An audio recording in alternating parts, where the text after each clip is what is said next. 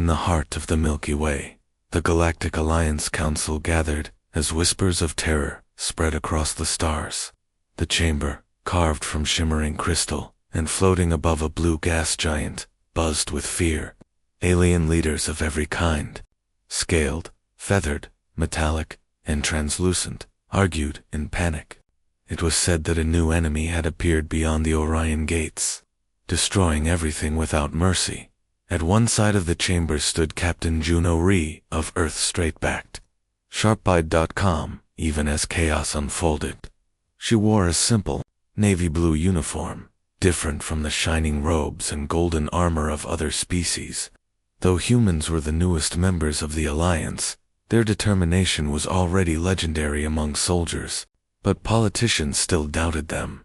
The invaders consumed 3 Alliance systems within hours, hissed High Chancellor Vrax, a tall insectoid creature with razor-thin wings. Their ships show no sign of communication. Their technology is advanced beyond logic. We must retreat and barricade behind the inner worlds. Juno's voice broke the room's rising panic. If we retreat now, we lose the chance to stop them before they reach populated sectors. Running isn't a strategy. Her dark eyes burned with quiet fire. Earth will send a fleet. Gasps echoed. Some aliens laughed. A serpent-like diplomat curled his body in disbelief. Humans, against them. You are impulsive, emotional, and reckless. Juno did not rise to the insult. She merely said, sometimes, emotion is exactly what wins a war. While debates continued, Earth did not. Wait. Thousands of kilometers away, inside the hidden mountain fortress known as Black Star Command, alarms blared to life. Ancient hangar doors opened for the first time in decades. Sleek gray cruisers and rugged asteroid mining ships, now armored with cannon plating, powered up. Across cities and villages, people watched the news with solemn faces. They remembered old wars, old sacrifices, and knew what must be done. Volunteers lined up outside recruiting centers. Students, farmers, mechanics, programmers, every heart beating with that same fierce spark. At midnight, General Aaron Voss, a broad veteran with a scar over one eye, spoke to the planet. His message was simple, powerful, unforgettable. They think we are fragile. Let's show them what humanity does when pushed. Earth's response was not slow, polished, or perfect. It was messy, it was chaotic, it was fast. Within 20 hours, over 100 ships launched from unexpected places, hidden moon bases, old cargo docks, even decommissioned orbital museums. Every captain had a different strategy. Every crew had a different background, but they all shared the same goal: protect humanity and the Alliance, at any cost. As the human fleet approached the fringes of enemy territory, the first images of the invaders arrived. Their ships looked like massive stone daggers, dark, angular, almost alive. Instead of flying in formation, they moved like a swarm of predators guided by a single cruel instinct. They didn't send warnings, didn't demand surrender, and didn't take prisoners. Aboard the flagship Valiant Star, Commander Elias Grant watched the screen in grim silence. Young, brilliant, known for breaking rules, he had been handpicked by Juno herself. Next to him stood Dr. Malik Chen, the fleet's lead scientist.com, thoughtful, and always searching for patterns. This feels like nature unleashed, Elias murmured. Like a storm learning as it goes. Malik adjusted his glasses. Then we must become wilder than the storm. On the bridge, the crew worked without speaking. Every button pressed, every calculation made, carried the weight of Earth's future. At dawn, human ships made first contact. The battle was lightning fast. Enemy drones, small, sharp, black as void, shot forward, tearing through shields. 2 human scouts exploded instantly, vanishing in silent fire. Panic flickered, only for a second. Then humanity showed its true strength. Lieutenant Lena Gray, the best pilot in the fleet, twisted her fighter in impossible loops, dodging and weaving with movements no machine should survive. Fly crazy, she shouted over comes. They can't hit what they can't predict. Her fighter skimmed close to debris, rolled between laser bursts, and fired old-fashioned missiles. No guidance systems, just gut and guts. The invaders hesitated. Their perfect logic struggled to process her madness. In that flicker of confusion, the valiant star unleashed a salvo straight into the heart of their front line. Boom. One enemy ship staggered, another faltered. For the first time, they retreated a few meters. A spark of hope ignited across every human ship, but victory was not easy. Within minutes, the invaders adapted. Their next wave was smarter, harder to fool. More human ships took heavy damage. Blood, smoke, screams, the brutal cost of survival. Still, nobody turned back. From the smallest maintenance worker to the highest-ranking officer, every human on board fought with everything they had: courage, desperation, creativity. On Earth news channels broadcast live updates. Families huddled in front of their screens, hearts pounding, hands clenched. Across the globe, candlelight vigils began as names of the fallen were read in soft voices. Back in space, Juno's message flashed across all channels: we will not break, we will not run. Every second we hold them buys life for billions. Stand firm, fight smart, and remember, we are human. Her words hit harder than any weapon. Exhausted crews found fresh strength. Bleeding soldiers rose to their feet. Pilots with broken ribs strapped themselves back into their seats. As Part 1 ends, the battle rages on with savage intensity, but something incredible is happening. The invaders came expecting easy prey. Instead, they have met humanity, and humanity does not bow. Dark metal shards drifted in the void, wreckage of both human and alien ships. The battle near the Orion gates had slowed, but not stopped. Smoke trails from destroyed cruisers stretched like black scars against the stars. Inside the battered flagship Valiant Star, Commander Elias Grant refused to leave the bridge. His uniform was torn, his forehead bleeding, but his eyes burned with sharp focus. Status? He asked, voice low but steady. Dr. Malik Chen tapped rapidly at a cracked console. We've lost 14 ships. 30% of our remaining fleet has hull damage. Ammo is running low. But, he offered a weak smile, morale is still high. Elias let out a breath. That mattered most. Human spirits were stubborn things, hard to crush, impossible to extinguish. Down in the medical bay, Lieutenant Lena Gray lay strapped to a bed, her leg broken and skin burned. The nurses wanted to sedate her, but she fought the needle, rage sparking in her tired eyes. Don't waste medicine on me, she snapped. Save it for someone who can still fight. Dr. Aisha Norwood, stern yet kind, pushed her back gently. Courage won't help if you die, Lena. You'll fly again, just not today. Lena finally closed her eyes, tears sliding silently across her cheeks, not from pain, but from frustration. Elsewhere, in the rusty cargo hold now turned into a command center, Captain Juno restudied a hologram of enemy movements. The invader fleet was regrouping like a deadly organism, learning and evolving. Each failed attack only made it smarter and more vicious. Officer after officer brought her bad news: destroyed supply routes, damaged drones, wounded soldiers. Every report piled more weight onto her shoulders, yet she stood tall, chin lifted, spirit unbroken. We need an edge, she said calmly, eyeing the swirling red patterns of enemy drones. Something they can't predict. Something only humans would dare try. Malik arrived beside her, eyes gleaming with a dangerous idea. I've been analyzing their movement codes. Their AI processing seems to reject incorrect data. Too much randomness causes momentary delay, almost like confusion. Juno's eyebrows lifted. Are you suggesting chaos? Malik nodded once. Yes, pure, beautiful chaos. That night, whispers traveled through every corridor. Operation Wildfire had begun. Across the fleet, human soldiers met in dim rooms and broken cafeterias. They shared quick meals, wrote messages home, and tightened bonds forged in terror.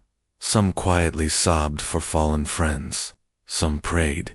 Others simply sat shoulder to shoulder, holding on to that most fragile and powerful force, hope. Before dawn, the crews returned to their posts, tired but more determined than ever. Juno's voice came over every speaker, calm and fierce. They came fast, but we respond faster.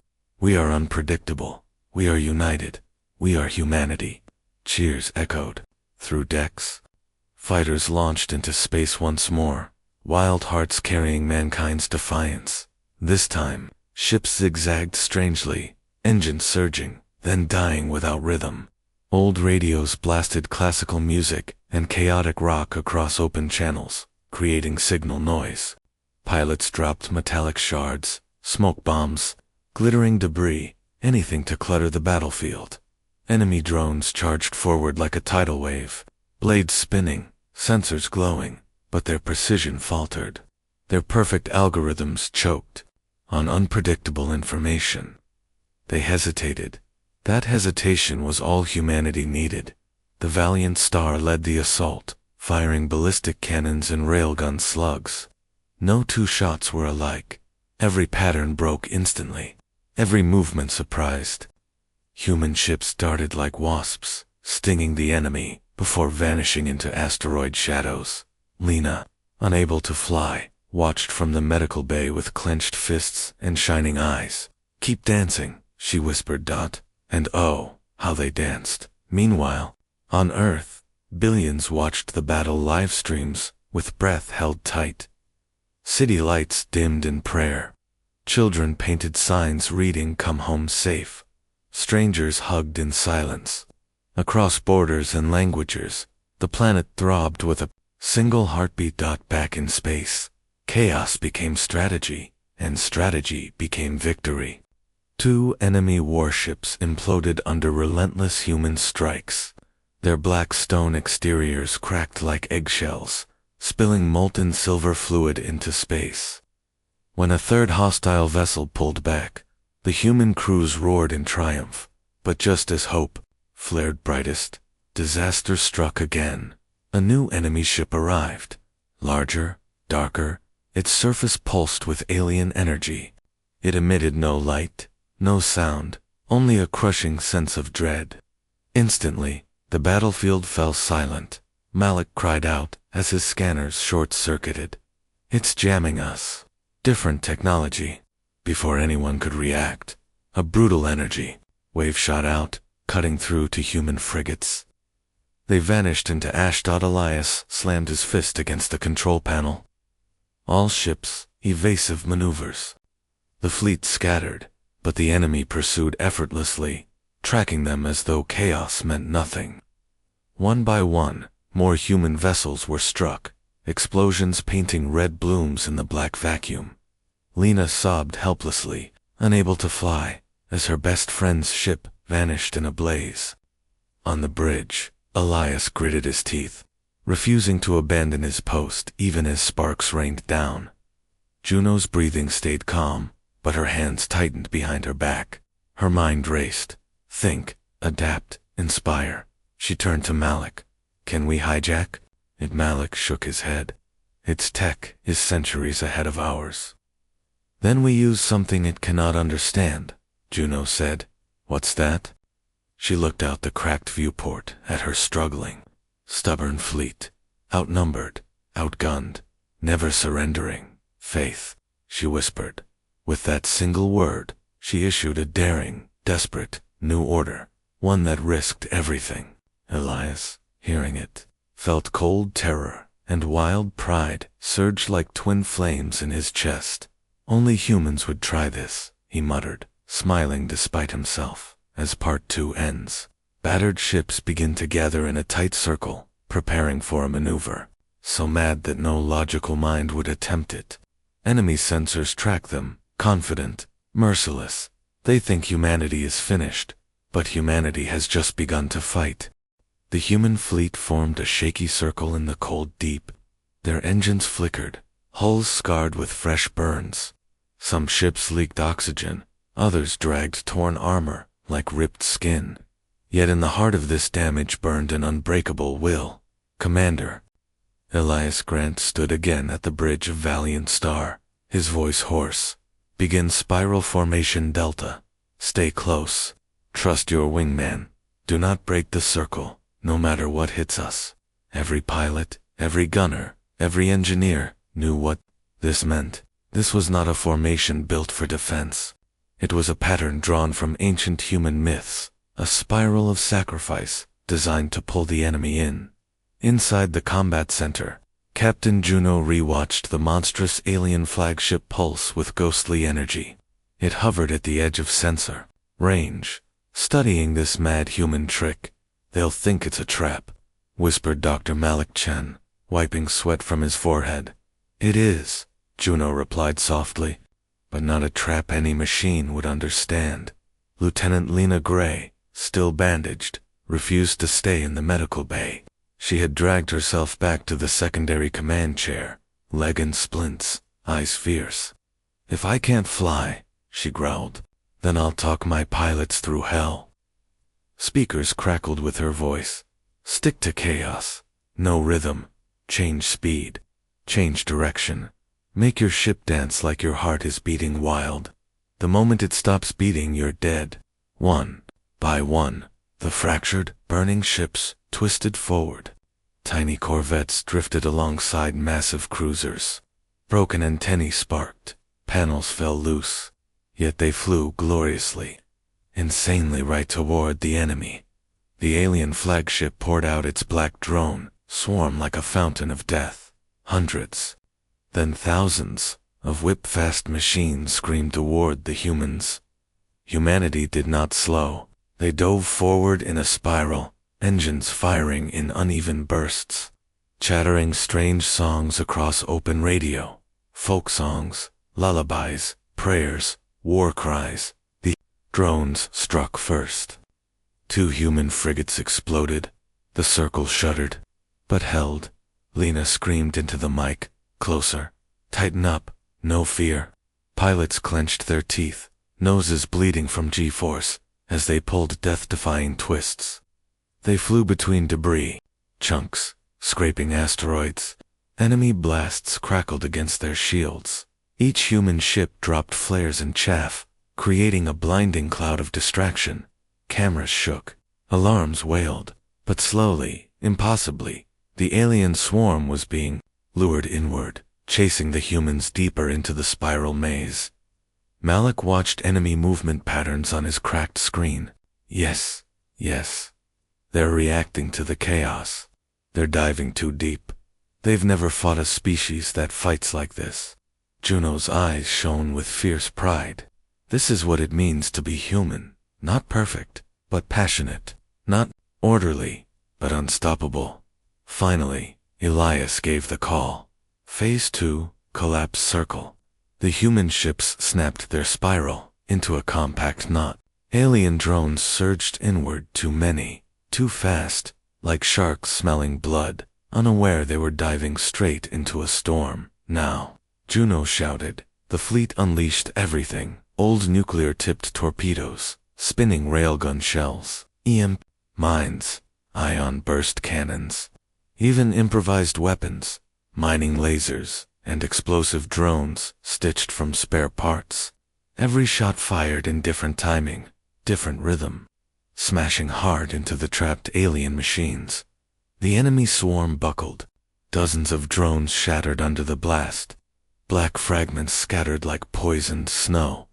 Confusion rippled across the flagship's control, AI numbers failing, algorithms crashing as unpredictable human fury battered its code. The great alien vessel roared to life, charging its super weapon, molten light forming at its core. Before it could fire, one final human ship, a tiny cargo tug named Hope Runner, shot forward on a collision course. Its pilot, Ensign Mateo Cruz whispered, "For my family, for Earth, for tomorrow." He rammed straight into the glowing weapon core. A blossom of white fire erupted. The alien flagship jolted, power flickering across its jagged body. The energy waves sputtered. Its drones froze, dumb, blind, stunned. Elias slammed his fist. "Hit it with everything we've got." Railguns pounded, torpedoes screamed, explosions chewed across alien hulls.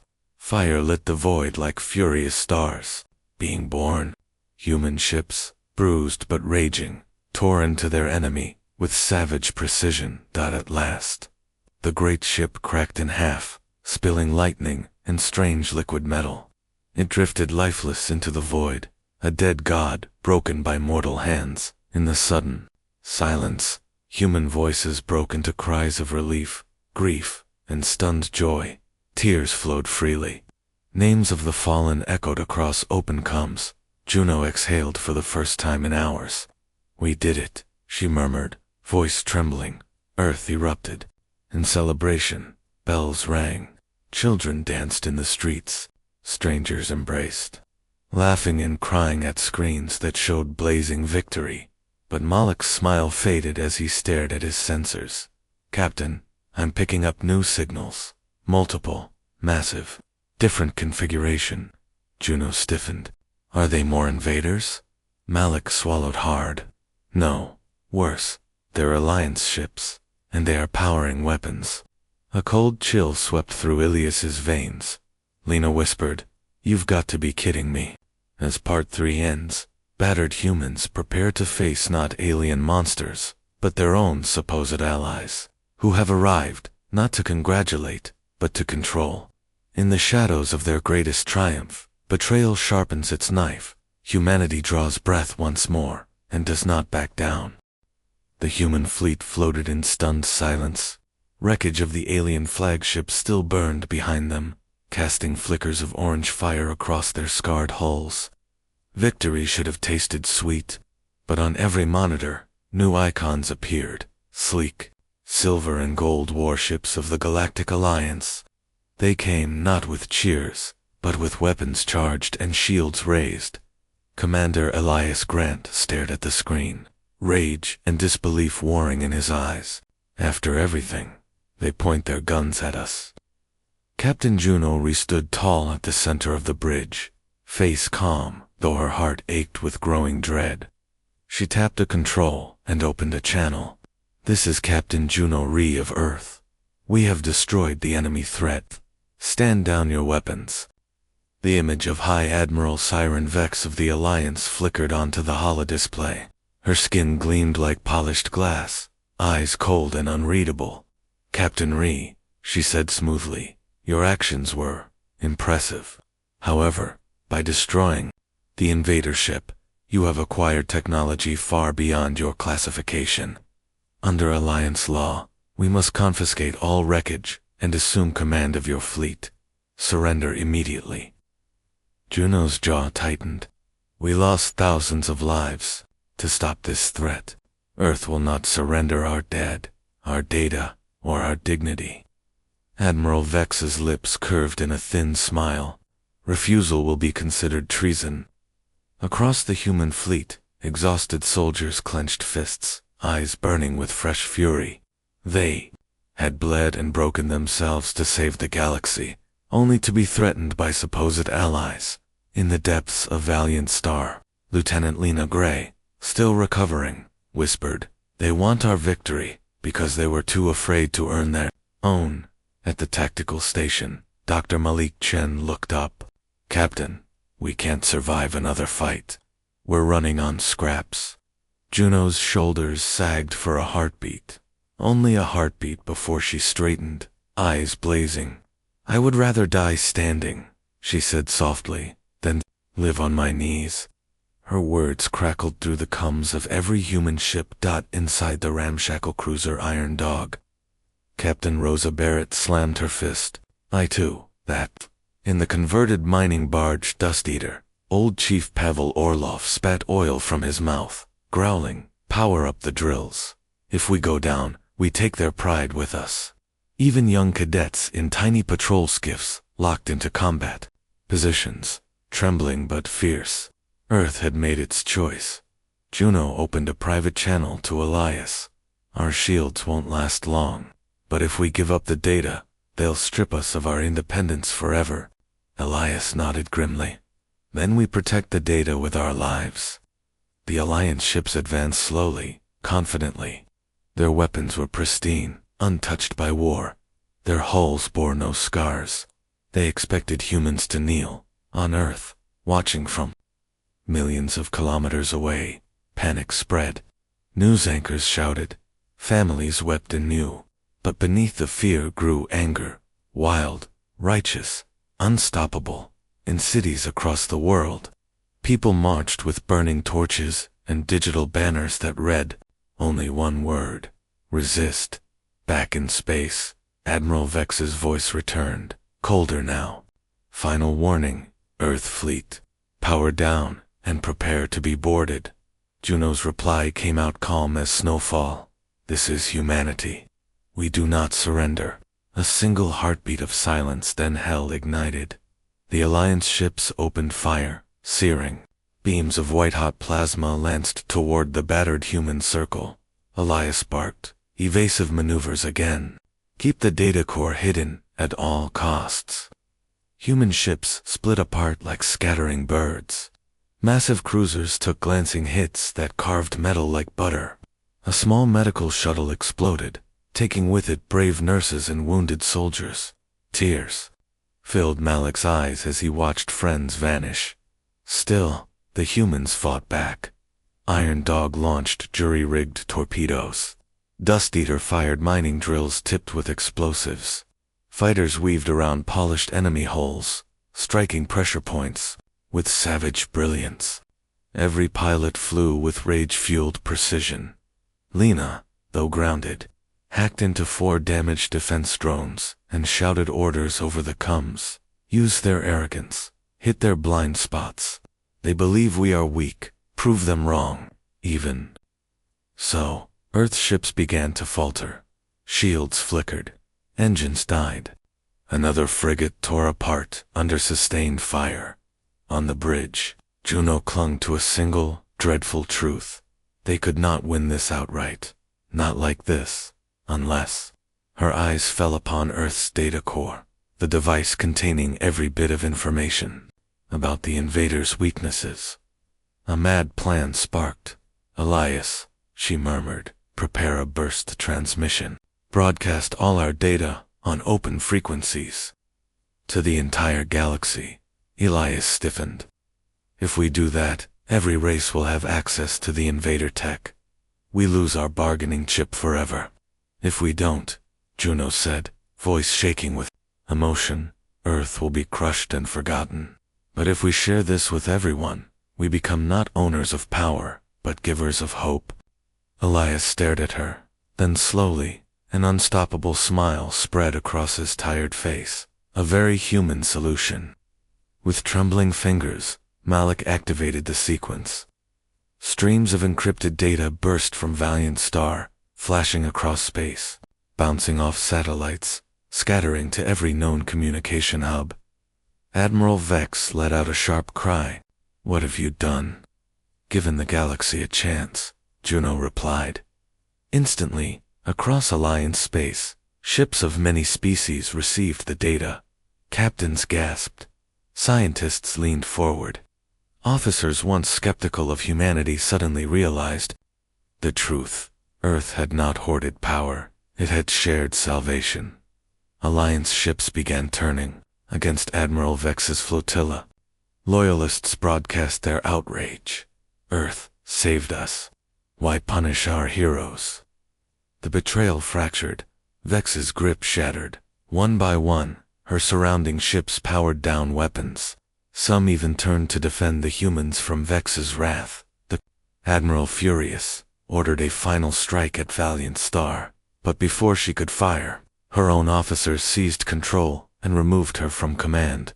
The battle ended, not with more blood, but with revolution inside the Alliance itself, as peace settled once again.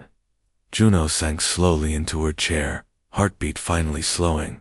Elias exhaled. Malik quietly wiped tears. Lena whispered, "We survived again. How many times can we do this?" Juno turned to the stars, weary, but proud. "However many it takes," she said. Part 4 ends with the human fleet surrounded not by enemies, but by new allies, awakened to Earth's courage. Humanity, once underestimated, now stands as a beacon across the stars. And yet, somewhere in the dark beyond known space, something unseen stirs, watching, learning, waiting, because for humanity, victory is never the end. It is only the beginning of the next fight. The aftermath of the Alliance rebellion left the battlefield eerily quiet. Between drifting metal and drifting prayers, the once battered human fleet now floated with newfound honor. Messages flooded human channels, apologies from alien captains, offers of protection, words like inspiration and heroes. Commander Elias Grant paced slowly down the cracked corridor of Valiant Star, boots kicking broken glass. Every so often, he stopped to rest a trembling hand against the wall. He was exhausted, body bruised, soul frayed, but his mind refused to yield to peace. "We are still alive," he whispered, "but for how long?" In the war room, Captain Juno re-stood before a star map, watching tiny green dots across dozens of systems shift to friendly. Her shoulders relaxed, but her eyes remained sharp. Human history had taught her one brutal lesson. The moment you believed you were safe, danger returned, sharper than before. "There's movement beyond the Gemini sector," Dr. Malik Chen reported, stepping into the room with a datapad. His hands shook, not from fear, but from the rush of relentless discovery. "More invaders?" Juno asked. "Something worse," Malik said, a radio whisper. "Same energy signature as the destroyed flagship, but it's not calling for help. It's sending coordinates, like a signal beacon." Juno's breath caught. They weren't just an army, they were a scouting force. At those terrible words, a chill swept across everyone. On Earth, celebrations faltered as the news broke. The alien threat had not ended. Humanity had just awakened whatever lay behind it. The President of Earth issued a calm yet chilling announcement from a simple wooden desk. "We stand united. We will prepare. We will not be caught sleeping ever again." Factories roared back to life. Students signed up for engineering corps. Grandmothers volunteered to sew pressure suits. Humanity, instead of resting, began readying itself for the next storm. Back in space, strange dreams haunted the survivors. Lieutenant Lena Gray, strapped now into a new cybernetic brace, practiced walking slowly through the medbay corridor at night.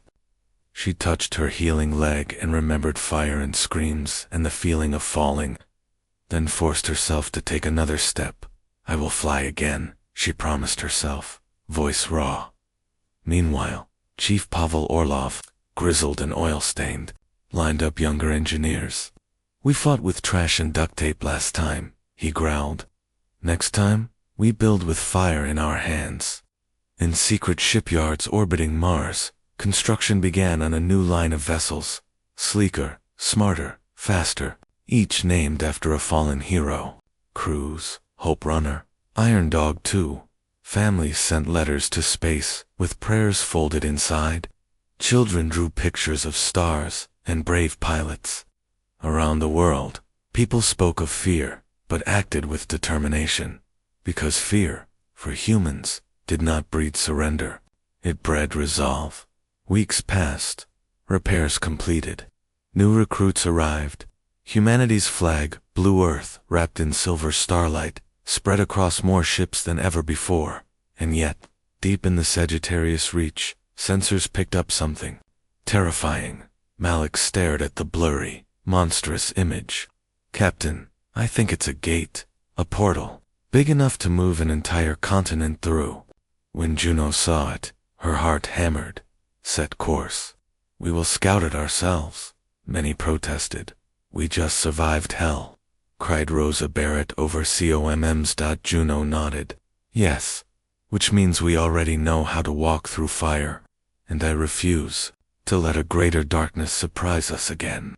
So the rearmed human fleet, still small compared to the grand armies of older species, sailed toward unknown space. They passed through asteroid belts, glittering like broken glass. They threaded through cosmic storms that crackled electric blue. They crossed realms where space itself felt heavy, like swimming through sorrow. Still, they traveled onward, guided by curiosity and courage. At last, they approached the structure. Massive, black, ancient. Its surface shimmered like liquid night. It was not built by the enemies they had faced before. It was something older, something that perhaps even the invaders feared. A single line of strange symbols glowed across its arching frame. Malak's program tried to translate, failed, then offered a crude guess. He spoke the words aloud, voice hushed. Here begins the test of worthy minds. The ship fell silent. Elias leaned forward. A test. Lena, limping into the bridge, whispered, maybe everything until now was just level 1. Juno did not tremble. She turned toward her loyal crew, her extraordinary humans, broken and brave, terrified and unstoppable. We are not just survivors, she said. We are explorers. We are protectors. If this is truly a test, then humanity accepts. Part 5 ends as the fleet inches toward the ancient gate. Metal groans, lights flicker, heartbeats thunder. Behind them lies everything they have already overcome. Ahead waits a mystery that could reshape the destiny of every living species and humanity. Thrilling, stubborn humanity chooses to enter. The human fleet approached the ancient gate with silent awe. It floated in deep space like a sleeping giant, black stone crowned with impossible, shifting symbols that glowed softly in strange colors. No one knew who had built it, or when, or why. It felt less like a machine and more like something alive. Waiting. Commander Elias Grant stood at the front viewport of Valiant Star, his breath fogging the glass. So, we cross this, and then what? Captain Juno Re.com, in the face of mystery, answered. Then we find out if humanity is ready for the next chapter. Dr. Malik Chen activated a cautious scan. His voice trembled with excitement. Energy patterns resemble nothing in known files. The symbols seem to react to us, to our thoughts. Captain, I believe this gate measures intention, not strength. Elias raised an eyebrow. So it doesn't care how big our guns are. Malik shook his head. Only how brave our hearts can be. Juno made her decision. One ship will go first. She turned. Elias. He smiled, a tired, almost reckless grin. Was hoping you'd choose me. Valiant Star moved forward. As it neared the arch, the symbols blazed suddenly bright, like a watchful eye snapping open. Electricity danced over the hull. Everyone braced for destruction. Instead, light swallowed them gently. Inside the gate, the stars themselves vanished. A strange tunnel appeared, shimmering with shifting colors like liquid crystal. Around them, impossible shapes floated, fractals, rings, orbs, reflections of humanity's own memories. It felt like flying through someone's dream, in the med bay. Lieutenant Lena Gray clutched a handrail, stunned. It's beautiful, she whispered. Fireworks of memory exploded outside the windows. Earth's oceans, ancient dinosaurs, crowded markets, stormy skies, all dancing across the walls of the tunnel. The gate seemed to be learning humanity. At light-speed. At the bridge, Malik's screens flashed with symbols too fast for comprehension. It's reading our history, testing our identity. Then came a sound, soft, musical, not made by any machine, a voice. A whisper of thought inside their minds. Prove your worth. A ripple slammed through the ship. Suddenly, the beautiful tunnel transformed. Black storms whipped through the corridor. Gravity twisted. Alarms screamed. In an instant, the peaceful journey became a deadly obstacle course. Elias grabbed the controls. Hold on. We're being tested the only way the universe knows, through pain. The ship dodged sharp floating shards, tearing lightning arcs, and violent spatial waves. Malik shouted directions over chaotic coms. Lena, half limping, half flying across the bridge, helped operate manual thrusters. Sparks burst from panels. Metal screamed. But humans did not scream. They fought. Elias pulled wild maneuvers that defied physics, spinning, flipping, ducking spirals of crackling energy. He ignored pain, exhaustion, fear. Every heartbeat cried, "Not today, not now. We've survived worse," he shouted, as if reacting to these words. The gate, through its final challenge, a wall of pulsating dark energy, blocking the end of the tunnel. Juno stood behind Elias, voice steady. "Do not hesitate." He punched the engines to full power. The ship tore forward, burning, shattering through the deadly barrier. A blinding white flash swallowed everything. And suddenly, silence. The fleet floated beyond the gate, untouched, intact, in a new region of space. The stars here were different, older, colder, glowing in strange colors, like ancient jewels. In the far distance, titanic ruins drifted, remains of civilizations long dead and forgotten, their architecture both beautiful and terrifying. "Malik," whispered, "we've crossed into another layer of the galaxy, maybe even another dimension." As other human ships carefully followed through the gate, one by one, surviving their own trials, a feeling of destiny settled across every soul. They had not just traveled across space. They had proven themselves to a power older than any empire. Messages poured in from Earth in stunned disbelief. Aliens from dozens of species sent congratulations, fear, wonder. On the bridge, Elias leaned back, drenched in sweat. Juno placed a hand on his shoulder. "You flew like a demon," he smiled slowly. "Humans fly best when their crash looks certain." Lena, her brace creaking softly, stood beside them. "So, what do we call this place?" Juno watched distant lightning flicker across colossal ruins. "A frontier, and we are its first guardians." Part 6 ends as the human fleet prepares to explore the strange new region. Unknown dangers lurk in every shadow, ancient secrets pulse in every ruin, and a deeper mystery stirs, waiting to awaken. Humanity is no longer just fighting to survive. They are now chosen to lead. Strange new stars flickered above the human fleet as they drifted deeper into the mysterious sector beyond the ancient gate. Their silver hulls glowed with unfamiliar starlight, reflecting colors no human eye had seen before. Violet fire, shadow blue. Ahead stretched enormous ruins floating in silence, broken towers, shattered rings, and twisted metal bridges that once belonged to a civilization so old the universe itself seemed to mourn its passing. Commander Elias Grant stood on the bridge, a valiant star, a chill running down his spine. "Whatever built this place was powerful enough to challenge gods," he murmured. Captain Juno Ree nodded slowly. "And they're gone now. The question is, why?" Dr. Malik Chen zoomed his scanners onto one massive structure shaped like a cracked crown. No radiation, no energy core left.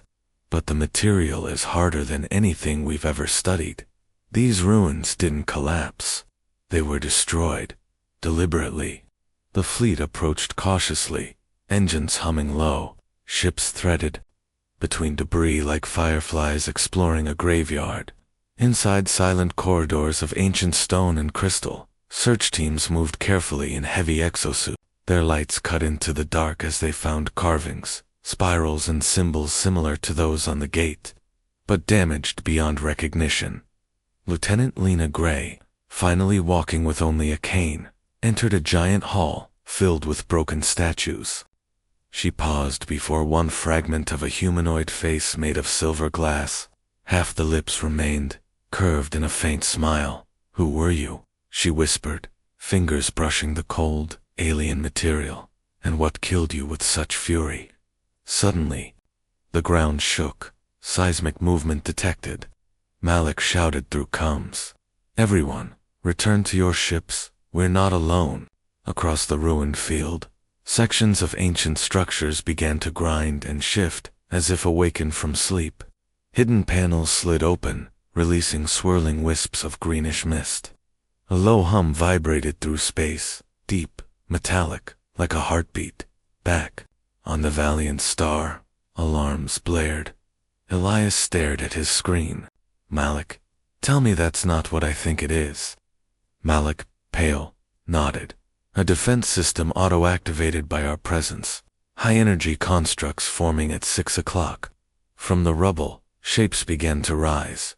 Ghostly machines, formed from hard light and alien metal. They floated upright, resembling knights made of lightning and armor, their faces smooth and blank. Weapons crackled at their arms. "Fleet to battle stations," Juno commanded. "We may have passed the test, but we still trespass on sacred land." The human fleet sprang into motion. Fighters launched like swarming falcons, gunnery decks, powered rail cannons. Yet, this time, the humans did not charge blindly. Chief Pavel Orlov, in the engine bay, barked 2 young engineers. "Divert everything to shields and targeting. Let's outsmart these ghosts." The ancient defenders moved silently but swiftly, firing beams of green fire that ripped through rock like paper. One human scout ship was clipped, spinning out of control before colliding with debris. Inside, the crew screamed but fought to stabilize. Elias called over comms. "Do not let them push us back to the gate. Hold this line. We didn't come this far to run." Lena, gripping controls at a weapons console, used the Valiant Star's artillery to blast chunks of floating ruins into the path of the attackers, slowing them down. Fighter pilot squadrons executed complex spirals, weaving between ancient walls to confuse enemy aim. As the battle raged, Malik shouted a new discovery. "Captain, their energy patterns are repeating like a song. It's not just defense, it's a memory loop." Juno's eyes widened. "They're reenacting the last war fought here, attacking anything that resembles their ancient enemy." Malik nodded hard. "If we recalibrate our shield signatures to mimic the old builders instead, maybe they'll see us as allies, not intruders." It was a crazy gamble, but humanity thrived on those. "Do it," Juno ordered. Within moments, Malik's code pulsed through the fleet. Shields flickered, changing to a strange, shimmering frequency. One by one, the hardlight guardians paused mid-strike. Their glowing arms lowered. Slowly, they stepped back. A hush fell. For a breathless moment, machine and human faced one another. Then the spectral warriors turned around and moved back into the ruins, vanishing like smoke. Cheers erupted across human ships. Relief, shaky and sweet, washed through their souls. Juno sank into her chair, trembling despite herself. "We didn't win by strength, but by understanding." Malik looked around at rubble and memories of a forgotten empire. "Perhaps that's why we were allowed through the gate, because humanity doesn't just conquer. We learn." As salvage teams resumed exploration, Lena gazed once more at the smiling silver statue. "Whoever built this place left something behind for us," she said gently. "Not a weapon, but a warning." Elias joined her, eyes dark with thought. If these ruins belong to those who first fought the invaders, then maybe the enemy isn't new. Maybe it's returning.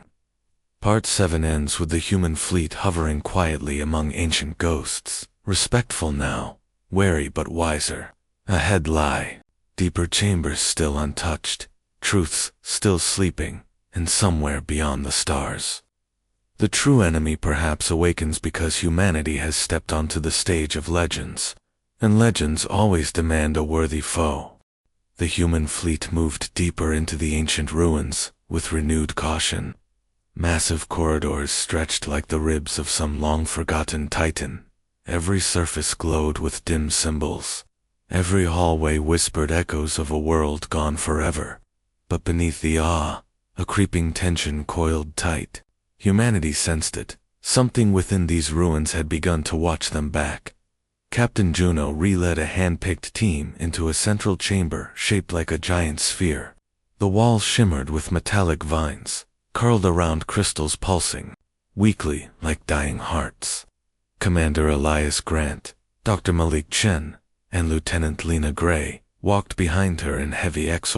Their boots crunched old dust that had not been disturbed in a million years. "This feels wrong," Elias whispered, "like walking through someone's coffin." Malik stared at a giant mural etched into the metal wall. It showed two figures, one shining like a burning star, the other made of smoke and claws.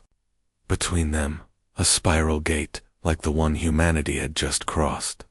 "I think this was a warning," Malik murmured. "A message left behind by this ancient empire. They built the gates, not to open the path, but to guard it." Lena traced the carved lines. "They were keeping something horrible from escaping," she said softly. "Back on board, Valiant Star." The bridge suddenly lit up with blinding red alerts. Chief Pavel Orlov roared over, "Comes, Captain." Massive energy surge coming from beneath the ruins. Something big is powering up. Juno opened her channel fast. "Pull out from the chamber now." But before the team could move, the floor opened silently beneath them like a blooming flower of steel plates. A shimmering cage of light rose around them, trapping them inside a glowing sphere. Symbols spun rapidly across the walls, scanning each of their faces. Outside, the calm ruins shook awake. Giant machines, ancient, spider-like constructs with crystalline eyes, began rising from the rubble across the graveyard. Long buried weapons emerged from cracked platforms. The human fleet scattered as laser-bright sensors locked onto their engines. Defense systems reactivated. Elias yelled into his wristcom. "We triggered a deeper protocol. They think we're trying to steal their final secret." On board human ships, panic surged, but experience forged from pain kicked in faster. Juno shouted into her comm, "No one fire unless fired upon. We didn't come to loot. We came to protect." Meanwhile, Malik struggled inside the glowing sphere, typing directly into its holographic interface. Symbols changed shape, pulsing around his hands like living light. "They're asking a question," he said, eyes wide. One question, repeated in every language the builders ever learned. Elias growled. "What question?" Malik's voice shook. "Will you repeat our mistakes?" The answer had to be given not in words, but in action. Outside, one of the ancient guardians aimed a devastating beam at a damaged human shuttle floating helplessly nearby, its crew injured and unable to move. Lena saw it through her visor and acted without thinking. She stepped forward in front of the cage's hard light wall and opened her arms, as if to shield the shuttle with her own body. Ridiculous. Symbolic. Brave. Inside the chamber, the walls flashed once, then the defense systems froze. Slowly, every one of the ancient machines knelt. Juno watched, stunned, as the carving on the wall rearranged itself. The smoke claw monster vanished. Only the shining figure remained, glowing brighter now. Malik translated quickly. "It says, 'You are not destroyers. You are guardians. We will trust you.'" The sphere faded away around them. The floor sealed back. The ruins grew silent again, but not dead. Lights stayed lit in welcome, not warning. Juno's team walked free with quiet steps. Above, the human fleet formed careful formations, but held their fire. When the ancient machines retreated back into their sockets peacefully, a long breath swept through countless chests. Humanity had passed the second test. Back on Earth, the Allied Council, now deeply humbled after their failed betrayal, watched the live feed in absolute silence. Species that once mocked humans now released statements of deep respect. Children on distant planets held up handmade signs with shaking hands. "Thank you, Earth." Inside a ruined control room, Malik uncovered a projection table, With help, he powered it up. A galaxy-wide map shimmered into view, scattered points marked in pulsing red. These are other gates, he realized. Others like the one we crossed. Some open, others still dormant, and beyond them, his finger traced a blank, terrifying region of darkness. Lena stared. Is that where the real enemy is? Juno placed a hand on the table, her eyes unblinking. Yes, I think these ancient ones died holding the line against that darkness. And now, we must take their place. From every human ship, volunteers began to step forward, ready to explore deeper into unknown space. Mechanics reinforced hulls. Scientists begged for samples. Marines polished battered armor. Earth broadcast a message across the stars. We accept the duty of guardianship, not as conquerors, not as rulers, but as protectors of all life. Alien species responded, one by one, asking how they could join humanity's mission. Where once they laughed at human recklessness, now they saw unmatched courage and heart, as the human fleet prepared to travel beyond the next gate in the chain. Elias looked at Juno more gently than ever before. You know this road leads into hell, right? Juno's smile was small, but determined. Then humanity will bring light. Part 8 ends with the fleet turning toward new, terrifying coordinates. In the distance, darkness stirs, but this time, it does not face a broken, scattered humanity. It faces a united force, wise enough to learn, brave enough to guard, and willing to fight not for glory, but for tomorrow's dawn. The human fleet gathered one last time at the edge of the ancient ruins. Their ships, though still scarred, now glowed proudly with symbols of the old builders, earned through wisdom, not war. Ahead of them floated the path into the unknown, another gate, pulsing slowly, waiting to be awakened.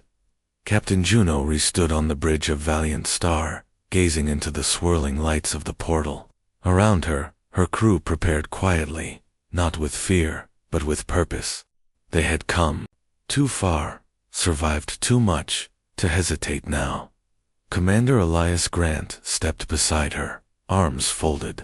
One more gate, he said softly. After that, we step into the dark that even gods feared. Juno did not flinch.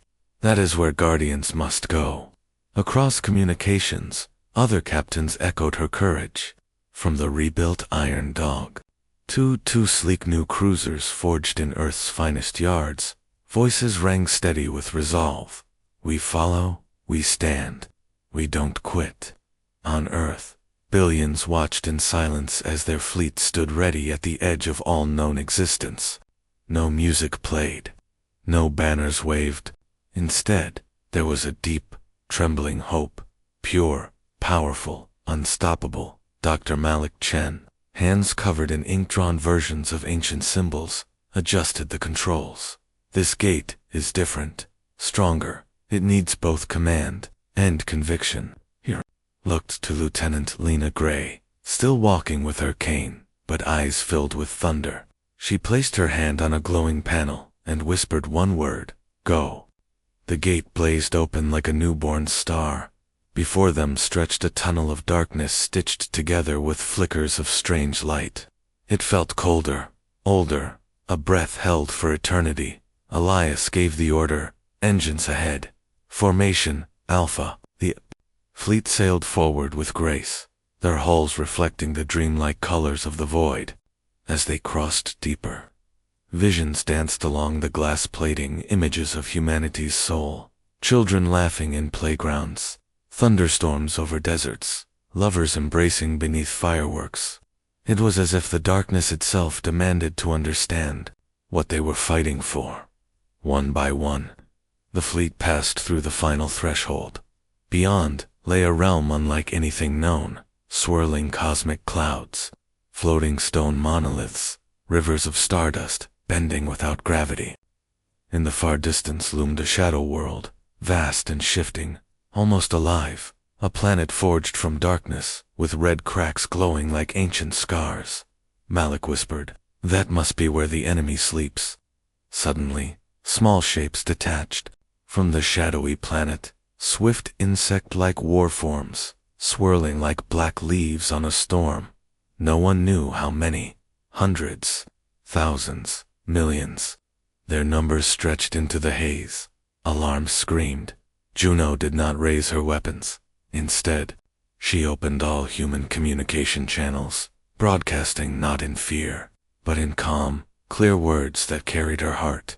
To whatever watches us, we are humanity. We are not here to conquer. We are here to protect.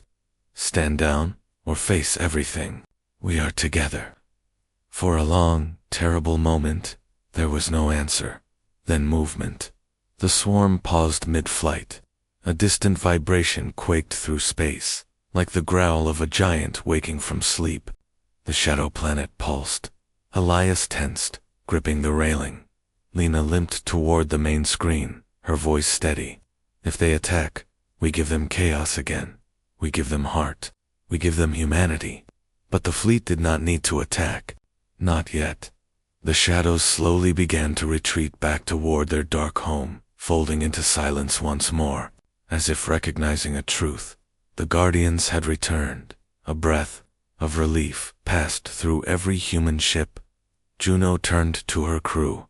We hold this line. We build defenses. We contact our new allies. We prepare not for conquest, but for protection. All. Across the mysterious sector, tiny construction drones launched from human ships, laying the first stones of a new frontier station. Beacons pulsed. Messages were sent to every species in the galaxy. Join us. Stand with us. The gate must be held. From distant worlds came the replies. The Xerixians, the crystal philosophers of Varelia, even humbled factions of the Alliance. One by one, they pledged support, not because they believed in war, but because they believed in humans. In the days that followed, Juno stood at a new observation window built into the side of a growing platform.